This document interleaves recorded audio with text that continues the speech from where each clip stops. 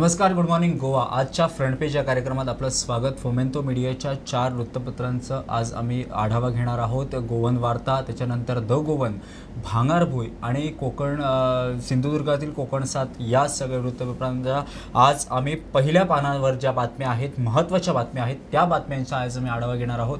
सुरुवातीला एक मोठी बातमी ती म्हणजे बिपरजॉय या भीषण वादळाच्या संदर्भात. आपल्याला माहीत आहे मागील काही दिवसांपासून बिपरजॉय हे वादळ अरबी समुद्रात घोंगावते आणि या सगळ्या पार्श्वभूमीवर अनेक ठिकाणी पडझड होती आहे. अनेक राज्यांमध्ये पावसाच्या मोठ्या प्रमाणात जी आहे ती स्थिती निर्माण झाली आहे.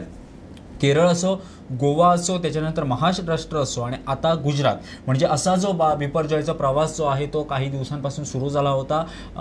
ताशी 5 किलोमीटर असा त्या बिपरजॉय वादळाचा वेग होता. मात्र आज सकाळी जी बातमी घडली आहे ती म्हणजे गुजरातच्या ज्या समुद्र तटाला हे वादळ जे आहे ते धडकलं आहे आणि त्यामुळे गुजरातमध्ये, राजस्थानमधील काही जिल्हे असो, गुजरातमधील काही जिल्हे असो, पाकिस्तानमधील काही भाग असो, या भागांना मोठ्या प्रमाणात फटका बसला आहे, पडझड झाली आहे, अनेकांची घरं वाहून गेलेली आहेत. मोठ्या प्रमाणात तिथे पाऊस चालू आहे, त्याच्यानंतर मोठ्या प्रमाणात पडझड होती आहे, वीजगुल झाली आणि या सगळ्या पार्श्वभूमीवर फटका बसला आहे तो मात्र मॉन्सूनवर. कारण मॉन्सूनची सध्याची परिस्थिती आहे ती वादळामुळे मंदावलेली आहे.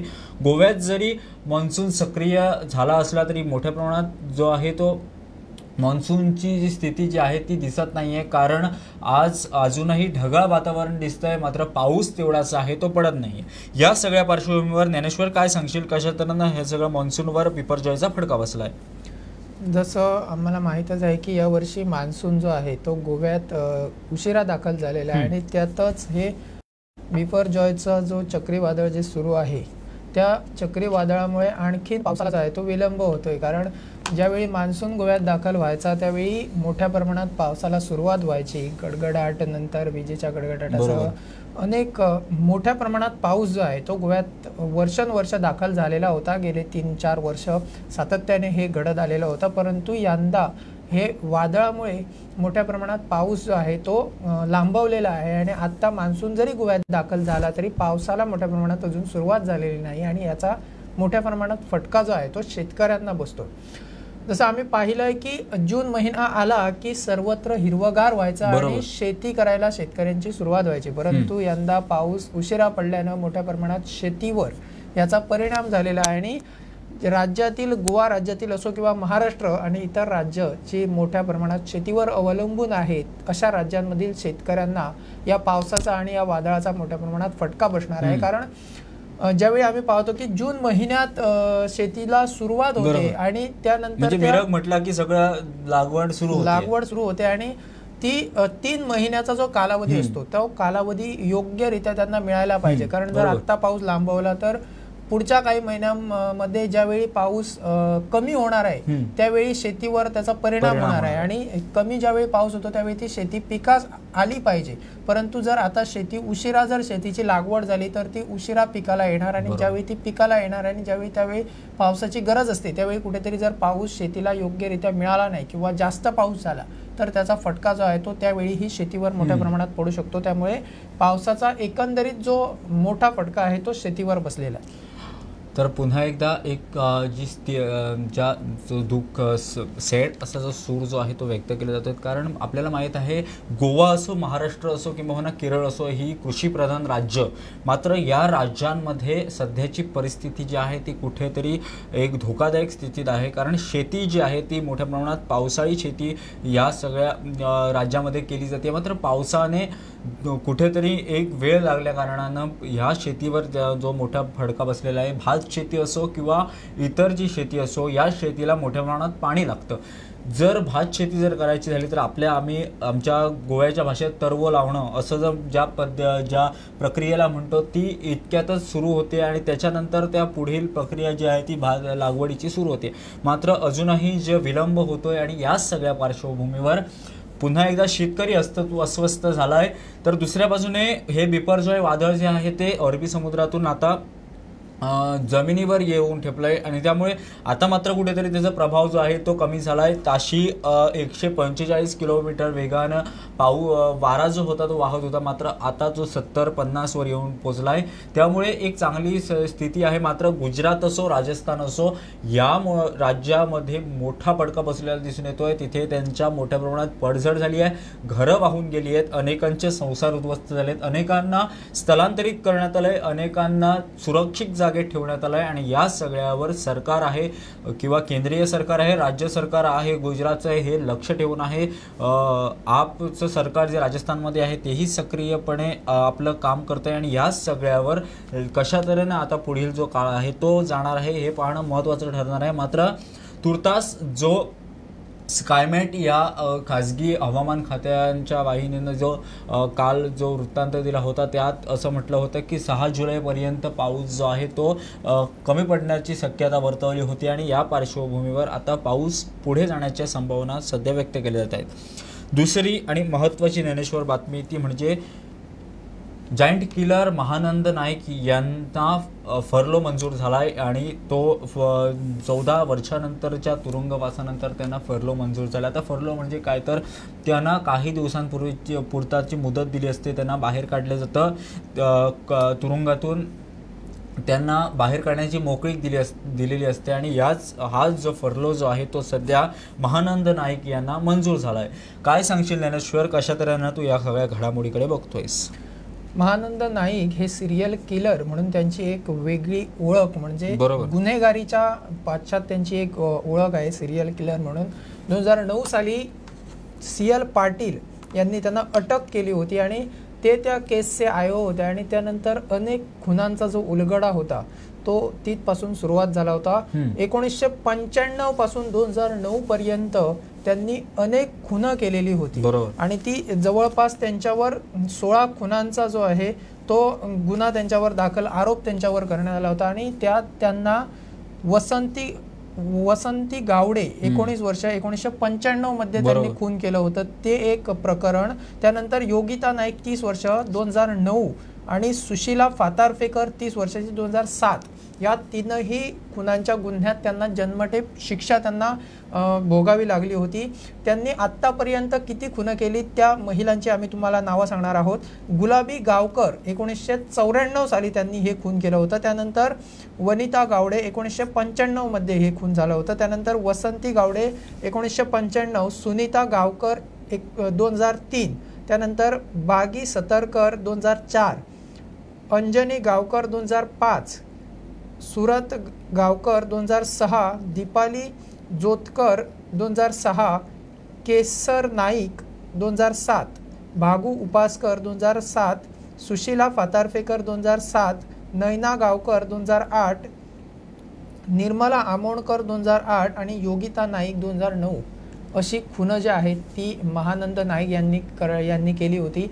आता त्यांची खून करण्याची एक वेगळी त्यांची पद्धत होती, म्हणजे ते पहिली युवतींशी वयोगटातील ज्या 19 ते 25 अशा वयोगटातील युवतींशी ते मैत्री करायचे, त्यानंतर त्यांना लग्नाचं आमिष दाखवायचे आणि आमिष दाखवून त्यांना एका जंगलातील अशा ठिकाणी, ज्या ठिकाणी कोण नाही अशा ठिकाणी ते घेऊन जात असत आणि त्या ठिकाणी घेऊन गेल्यानंतर त्यांच्यावर बलात्कार करून त्यांच्या अंगावर असलेले त्यांचा खून केल्यानंतर आणि खून करताना महिलेच्या गळ्यातील दुपट्ट्यानं ते गळा दाबून खून करत होते आणि त्यानंतर महिलेच्या अंगावर असलेले सर्व दागिने लंपास करून त्यांचा जे मृतदेह होता तो कुठेतरी फेकून द्यायचे, ज्या ठिकाणी कोणीही जाता कामा नये। परंतु 2009 साली CL पाटील यांनी त्यांना अटक केली होती आणि त्यानंतर अटक झाल्यानंतर त्यांचा जो किती खुनं केली त्यांनी त्याबद्दलचा छडा लावायला सुरुवात झाली। त्यानंतर पुढच्या वर्षी कुठल्या महिलेचं कुठं खून केलं होतं आणि त्याच्यावरून किती त्या महिलेच्या अंगावरून दागिने त्यांनी लंपास केले होते याबद्दलचा उलगडा जो आहे तो झालेला होता आणि त्यानंतर त्यांना शिक्षा झाली आणि 2009 या सालपासून ते तुरुंगात होते। त्यानंतर ते आता कोलवाळ या कारागृहात आहेत आणि आता त्यांना पहिल्यांदाच 21 दिवसांसाठी बाहेर सोडलेलं आहे। आता 5 जुलै रोजी पुन्हा त्यांना संध्याकाळी तुरुंगात कोलवाळ येथे त्यांना हजर राहावं लागणार आहे आणि पहिल्यांदाच असं घडलंय की 14 वर्षानंतर ज्यांना जन्मठेप शिक्षा झाली आहे ते सिरियल किलर महानंद नाईक हे आता 21 दिवसासाठी त्यांना तुरुंगाच्या बाहेर सोडण्यात आलं आहे. तर खरंच एक म्हणजे विचार करण्यासारखी गोष्ट आहे. आणि जर आपण महानंद नाईक यांची जर सगळी कार्यकाळ जसं ज्ञानेश्वरांनी बघितला तर एकंदरीतच त्यांच्या नावेचे 15 ते 16 जे खून आहेत ते आहेत. आणि अनेकांची त्यांनी अशा माध्यमातून अनेकांची फसवणूक केलेली आहे, अनेकांना खून केलेले दिसून येत आहेत. आणि या महानंद नाईकला सध्या फरलो मंजूर झाला आहे. त्यामुळे एकंदरीतच अनेक चर्चांना जे आहे ते सध्या उधाण आलं आहे. आणि त्यामुळे आता हे सगळं कशा तऱ्हेनं जातं आहे किंवा महानंद नाईक हे आता नेमके कशा तऱ्हेनं जे बाहेर आल्यानंतर वागतायत हे पाहणं आता सुद्धा महत्त्वाचं ठरतं आहे. दुसरी पुन्हा एकदा गुन्हेगारी विश्वातील बातमी ज्ञानेश्वर. ड्रग्स तस्करीत 61.72% परप्रांतीय तर 25.92% गोवेकर असल्याचं समोर आलं आहे. आणि यात ही जी आकडेवारी आहे ती 1 जानेवारी 2022 ते 31 मे 2023च्या या सगळ्या कालावधीत आहेत. 70 गुन्हे नोंद झालेत. 2,02,03,400 रुपये इतका जो आहे तो अंमली पदार्थ जप्त करण्यात आला. काय सांगशील कशा तऱ्हेनं परप्रांतीयांचा इथे सगळा जो आकडा आहे तो वाढलेला दिसून येतोय, त्यात विदेशी 12% आहे. तर एकंदरीतच हा सगळा प्रकार चाललाय आणि त्यात गोमंतकीयांचाही समावेश आहे. कशा तऱ्हेनं बघतोयस? आता या बातमी ज्यावेळी आम्ही या बातमीकडे बघणार आहोत त्यावेळी 61.72% जे परप्रांतीय आहे यात काही नवल वाटण्याची गोष्ट नाही. कारण वेळोवेळी ज्यावेळी गोव्यातील गुन्हेगारी वाढत आहे त्यामध्ये मोठ्या प्रमाणात परप्रांतीयांचाच सहभाग आहे. परंतु चिंतेची बाब अशी आहे की 25.92% म्हणजे जवळजवळ 26% जे आहेत ते आमचे गोवेकर आहेत. आणि ही चिंतेची बाब आहे कारण आता अनेक कारणं आहेत जी या गोवेकरांना या ड्रग्सच्या व्यवहाराकडे त्यांना लुटत आहेत आणि ते ड्रग्सच्या व्यवहारात स्वतःला सामावून घेत आहेत. आता आम्ही बघतो की अनेक जे युवक आहेत ते बेरोजगार आहेत आणि त्यामुळे अनेक बेरोजगारीची वाढ झाल्यामुळे त्यांना अनेक शॉर्टकट पद्धतीनं कसा पैसा करता येईल आणि लवकरात लवकर करोडपती कसं व्हायचं तर हे एक सोपं मार्ग असा त्यांच्याकडून आता या मार्गाने वाटचाल जी आहे ते सुरू आहे. आणि ही धोक्याची आणि चिंतेची अशी बाब आहे कारण आता ड्रग्सची तस्करी जी आहे ती गोव्यातील पूर्वी आम्ही बघत होतो की शहरात असो किंवा समुद्र किनाऱ्यावरील भागात मोठ्या प्रमाणात व्हायची. परंतु जर आता अशी प्रकरणं उघडकीस येत आहेत जी गावांमध्ये गावगिऱ्या वाटारात ज्या आम्ही म्हणतो कोकणीमध्ये गावगिरे वाटार म्हणून आम्ही ज्याला संबोधित करतो म्हणजे प्रत्येक गावागावात आता ड्रग्सची तस्करी जी आहे ती व्हायला लागली आणि अशा ठिकाणावरून जी प्रकरणं आहेत ती उघड व्हायला लागली आहेत. त्यामुळे आता गोव्यातील लोक किती जण या प्रकरणांमध्ये सामील होत आहेत ही चिंतेची बाब आहे आणि पोलिसांना आता याच्या मुळापर्यंत जाऊन छडा लावावा लागणार आहे. कारण गोव्यामध्ये जे ड्रग्स येतात ते ड्रग्स कुठून येतात. ज्यावेळी आम्ही बघतो की हरमल, मोर्जी, कलंगूट, बागा या ठिकाणी मोठ्या प्रमाणात जे समुद्र किनारी भाग आहे त्या ठिकाणी मोठ्या प्रमाणात ड्रग्सची तस्करी होते आहे. आणि परंतु ही जे ड्रग्सची तस्करी करतात ते काही युवक जे आहेत ते समुद्र किनाऱ्यावर व्यवसाय असो किंवा नोकरीसाठी त्या भागांमध्ये असतात आणि ही जे समुद्र किनाऱ्यावरची जे ड्रग्स तस्करी व्हायची ती आता कुठेतरी गावांमध्ये सुद्धा ही प्रकरणं पोचलेली आहेत. त्यामुळे वेळोवेळी या असल्या प्रकरणांचा उलगडा व्हायला पाहिजे आणि त्यांच्यावर कारवाई होऊन ही जे प्रकरणं आहेत त्याकडे युवा पिढी या ड्रग्सच्या व्यवहारात आणि व्यसनात लोटता कामा नये याची काळजी प्रत्येक पालकांनी आणि प्रत्येक नागरिकाने आणि पोलिसांनाही तेवढीच आणि प्रशासनालाही घ्यावी लागणार आहे. तर पुन्हा एकदा प्रशासनाला इथे सक्रिय राहावं लागणार आहे. पोलीस खात्याला सक्रिय लागणार आहे कारण मोठ्या प्रमाणात जी ड्रग्स तस्करी आहे ती वाढलेली आहे. काल महत्त्वाचा दिवस होता गोव्यासाठी. गोव्यात काल लोकसभा सभापती ओम बिर्लांचं चर्चासत्र होतं. विधानसभेत काल चर्चासत्र होतं. यात आमदारांनी त्याच्यानंतर सगळ्या माजी आमदारांनी उपस्थिती लावली होती. अनेक तिथे लोकांनी उपस्थिती लावली होती. त्यावेळी ओम बिर्लांनी विकसित भारताचा नारा दिला आणि यावेळी गोवा सक्षम विकसित भारताचं नेतृत्व करण्यासाठी गोवा सक्षम असल्याचं वक्तव्य काल ओम बिर्ला यांनी केलंय. या सगळ्यात मात्र विरोधकांनी कुठेतरी बहिष्कार घातलेला दिसून आलाय आणि ही सगळी बाब तू कशा तऱ्हेनं बघतेस? ओम बिर्लांचं भाषण, त्याच्यानंतर ओम बिर्लांनी गोव्यासाठी दिलेले उपदेश आणि विरोधकांची तिथे नाराजी, कशा तऱ्हेने हे सगळं बघतोयस तू? काल ओम बिर्ला जे आहेत ते गोवा विधानसभेत ते दाखल झाले होते. ती विधानसभेमध्ये त्यांचं जे विकसित भारत या विषयावर त्यांचा भाष्य झालं. गोव्यातील आमदारांना त्यांनी संबोधित केलं. त्यावेळी बोलताना त्यांनी प्रामुख्याने काही गोष्टी नमूद केल्या. त्यावेळी त्यांनी विकसित भारत संदर्भात बोलताना त्यांनी असं सांगितलं की गोव्यात मोठ्या प्रमाणात विकासाचे प्रकल्प जे आहेत ते भाजपच्या कार्यकाळात मोठ्या प्रमाणात त्यांना चालना मिळालेली आहे, उभे झालेले आहे.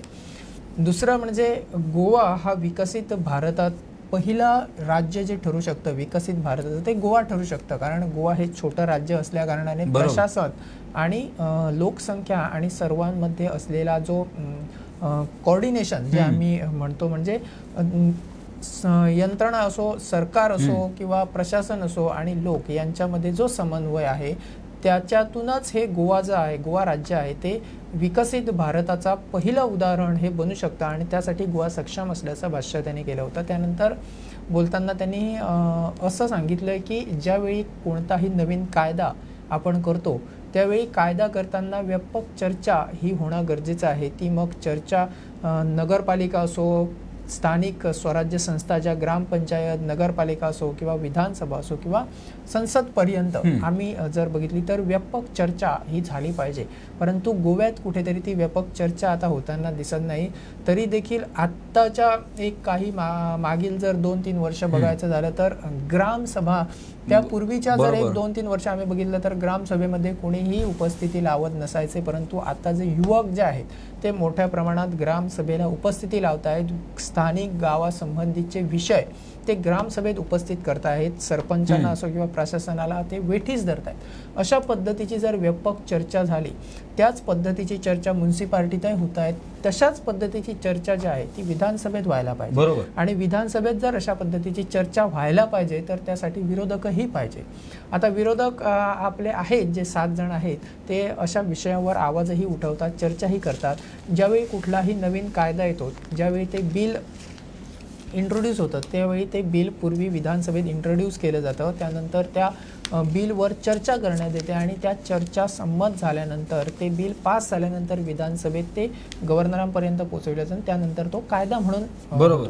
परंतु ज्यावेळी विधानसभेत या कोणत्याही बिलावर चर्चा होते त्यावेळी फक्त विरोधक म्हणून त्यांनी त्या बिलला विरोध करणं हे योग्य नसतं. तर त्या बिलमध्ये काय सुधारणा व्हायला पाहिजे, ते बिल लोकांच्या कसं भल्यासाठी आहे, त्यानंतर ते काय वाईट ज्या गोष्टी त्याच्यात आहेत त्यांची सुधारणा व्हायला पाहिजे, सरकारने काय चूक केली आहे, या सर्व गोष्टी विरोधकांनी विधानसभेत त्यावेळी बोलून दाखविल्या पाहिजेत. आणि ज्यावेळी बिल इंट्रोड्यूस होतं आणि ते लोकांपर्यंत पोहोचतं त्यावेळी काय नेमक्या गोष्टी आहेत, म्हणजे सर्वसामान्य संबंधितचा कायदा तो असतो. त्यामुळे सर्वसामान्याने अशा बिलांचा जे सुशिक्षित लोक आहेत त्यांनी अभ्यास केला पाहिजे. आपल्या पर्सनल लाईफमध्ये बिझी राहून ज्यावेळी कुठलाही कायदा येतो त्यावेळी ते विधानसभेत पास होणार. त्यामुळे त्या विरोधकांनीच त्याचा अभ्यास करावा, आमदारांनीच अभ्यास करावा, पत्रकारांनीच अभ्यास करावा असं होता कामा नये. तर सर्वसामान्याने प्रत्येक माणसाने याबद्दलचा अभ्यास केला पाहिजे.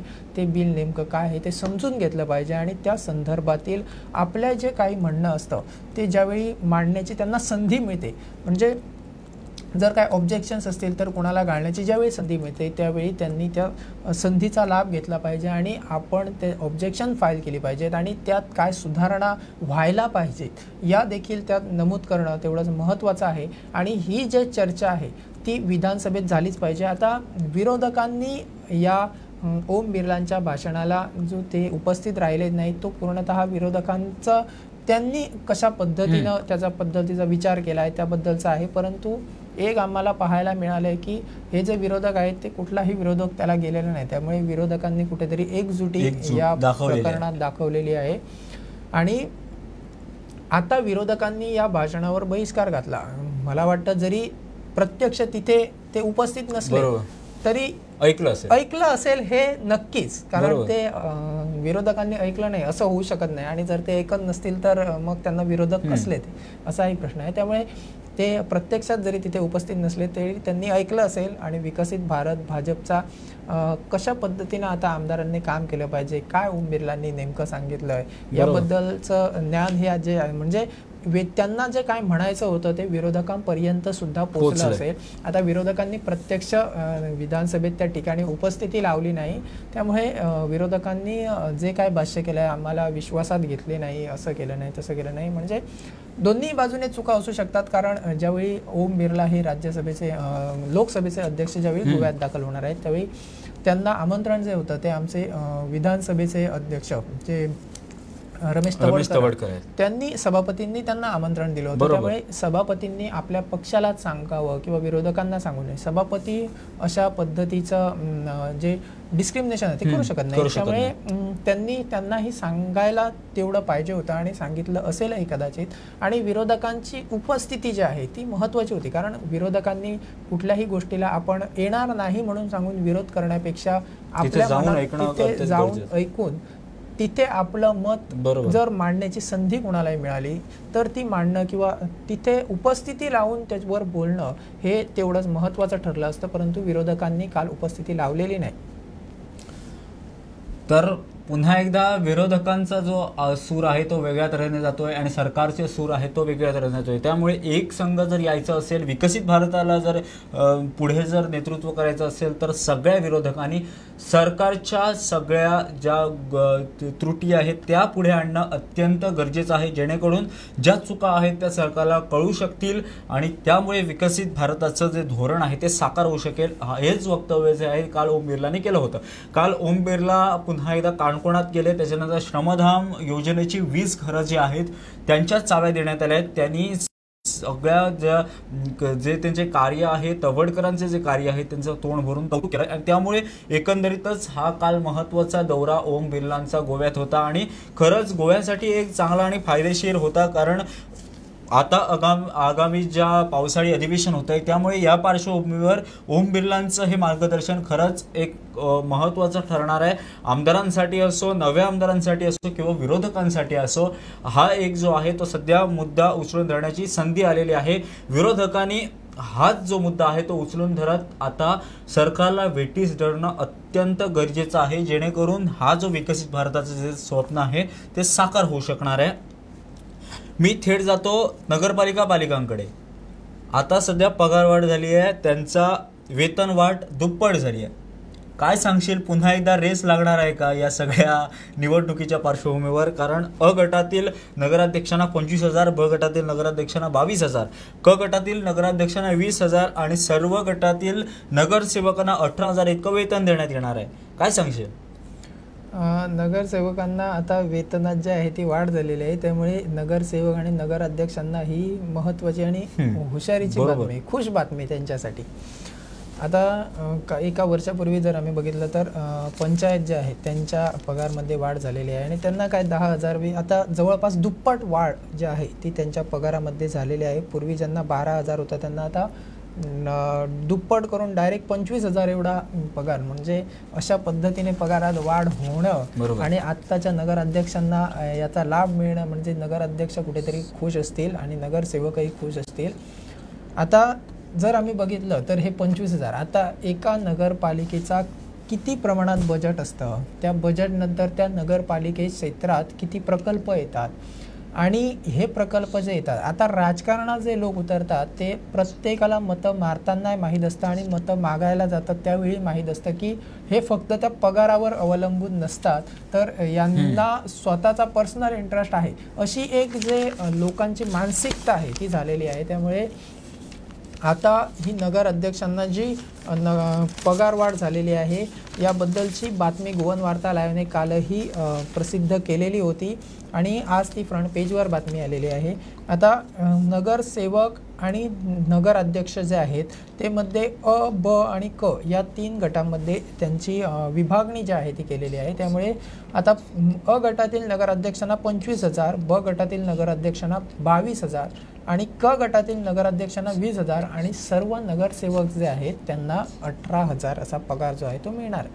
आणि दुसऱ्या बाजूने बघायचं झालं तर पूर्वी जो पगार जो मिळत होता तो पगार आणि आत्ताचा पगार आणि वाढलेली महागाई याबद्दल जर बोलायचं झालं तर जो आता पगार मिळणार आहे तो एक पगार त्याला आपण म्हणू शकतो, कारण पूर्वी ज्या पद्धतीनं काय त्यांना मानधन दिलं जायचं ते तेवढं मानधन कामापुरतं म्हणजे असं आम्ही देतो मानधन म्हणून दिलं जायचं की काय अशा तऱ्हेचं मानधन त्यावेळी त्यांना मिळायचं. परंतु आता त्यामध्ये वाढ झालेली आहे आणि बरोबर जी महागाई वाढलेली आहे त्यामध्ये 10,000 आणि 12,000 यामधून काही येत नाही, परंतु त्या 10 आणि 12,000ला काही लोक कामालाही येत आहेत आणि कंपन्यांमध्ये प्रायव्हेट सेक्टरमध्ये 8, 10, 12,000 यासाठी लोक काम करत आहेत, आपला उदरनिर्वाह करत आहेत. आणि आता नगरसेवकांना 25,000ची जी लॉटरी आहे ती नगर अध्यक्षांना लागलेली आहे. आता नगराध्यक्षांना दर महिन्याला 25,000 पगार अ गटातील नगराध्यक्षांना येणार आहे आणि नगरसेवकांना 18,000 जो पगार आहे तो येणार आहे. त्यामुळे आता त्यांनी जरा पगार वाढल्यामुळे जोमाने काम करावं आणि जनतेसाठी हीच त्या नगराध्यक्षांकडून अपेक्षा आपण ठेवू शकतो आणि लोकांनी ही अपेक्षा ठेवली पाहिजे, कारण हा जो त्यांना पगार मिळणार आहे तो सर्वसामान्याच्या पैशातून त्यांना पगार मिळणार आहे आणि त्यांच्या पगारवाढ जे आता त्यांना मिळालेली आहे त्यामुळे त्यांनी त्या जोमानं कामही तेवढंच आपल्या नगरपालिकासाठी आणि हे जे कोण नगरसेवक आहेत त्यांनी आपल्या वॉर्डसाठी तेवढंच काम महत्त्वपूर्ण असं काम केलं पाहिजे. पुन्हा एकदा आशेचं किरण जे आहेत ते ज्ञानेश्वरने दाखवले आहेत. जरी पगार घेत असेल तरी लोकांची सेवा करा अशा तऱ्हेचं वक्तव्य ज्ञानेश्वरने केलं आहे. त्यामुळे तुम्हीही आता यात नजरेनं बघणं अत्यंत गरजेचं आहे. वेळ फार कमी आहे. कोकण 7 लाईव्हने खरं तर इंटरेस्टिंग सगळ्या बातम्या ज्या आहेत त्या आज आम्ही आढावा घेतलेला आहोत. कोकण 7 लाईव्हने पहिल्याच पानावर एक कविता आहे, मालवणी कविता आहे. ती कविता नेमकी काय आहे पहा. इंटरेस्टिंग कविता आहे. दिल खोलके बरस, पावसाला सांगते दिल खोलके बरस, वेशीपर्यंत आलास आता नव्या नवरीसारखा लाजू नकोस. वेशीपर्यंत आलास आता नव्या नवरीसारखा लाजू नको. पटकन माप ओलांड आणि आत ये. पटकन माप ओलांड आणि आत ये. कुसरपणा करू नकोस. दिल खोलके बरस. येताना चोर पावलाने नको, राजासारखा सनई चौघडे वाजवत ये. येता येता सगळ्यात आधी शेतात एखाद्या घरात डोकव. तू आल्याचं कळताच तिच्या काळजात चर होईल. एरवी आभाळातून बरसणारा तू तिच्या डोळ्यातून बरसशील. ती तुला मनातल्या मनात एखादी कचकचित शिवीही देईल. पण तरी तू तिथेच थांब, कारण तिचा धनी गेलाय. अशा तऱ्हेचं जी कविता जी आहे ती इथे पावसाच्या संदर्भात तिथे कोकण 7 लाईव्हने पहिल्या पानावर दिलेली आहे आणि खरंच काळजाला एक चटका देणारी कविता आहे. पाऊस अजूनही पडलेला नाही आहे. सगळ्या शेतकऱ्यांचे लक्ष जो आहे तो आभाळाकडे लागून आहे, कारण पाऊस जर पडला नाही तर शेतीचं काम कसं होणार आणि आपला उदरनिर्वाह कसा होणार. ह्याच सगळ्या कवितेवर आम्ही आज थांबत आहोत. पाहत रहा गोवंत वार्ता लाईव्ह. तोपर्यंत आमचं जे फेसबुक चॅनल आहे, यूट्यूब चॅनल आहे, त्याच्यानंतर TV असो, आमची वेबसाईट असो, या सगळ्याला फॉलो करा, लाईक करा, सबस्क्राईब करायला विसरू नका. आमचं प्रुडंट ॲप जे आहे त्यात फोमेंतो मीडियाचे 4ही वृत्तपेपर आणि 3ही वृत्तवाहिन्या ज्या आहेत त्या इथे उपलब्ध होणार आहेत. त्यांना फॉलो करायला विसरू नका. पाहत रहा गोवन वार्ता लाईव्ह, ना तर गोव्याचं देणं मराठीचं.